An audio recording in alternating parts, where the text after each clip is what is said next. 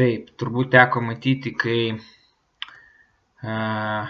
paspaudus ant nuotraukos, nuotrauka atsidaro tam pačiam arba kitam puslapį ir pasirodo pilnų dydžių. Nes čia, ką mes prieš tai darėm, gavosi, kad mes nurodėm tam tikrą dydį, kuriame turi būti ta nuotrauka.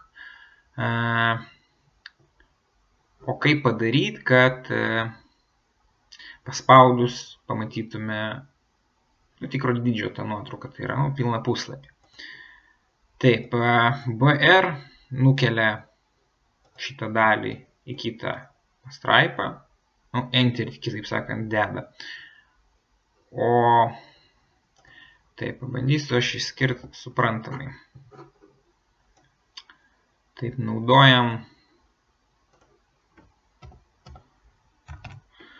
naudojam tokį tagą ahref. Nurodom pagrindinę nuotrauką, kuri čia kaip nurodomas yra nuoroda. Taip, tai čia tampa nuoroda. Šitas paveikslėlis tampa nuoroda. O jau paspaudus tą nuorodą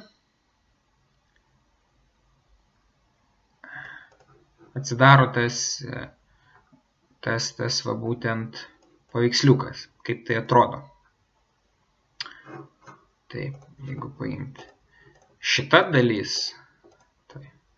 dalis yra va čia. Kitaip padarysim apžiūrėti. Visą laiką galima padaryti apžiūrėti. Va, čia mes turim šitą dalį, kuri yra vat, būtent šitas. O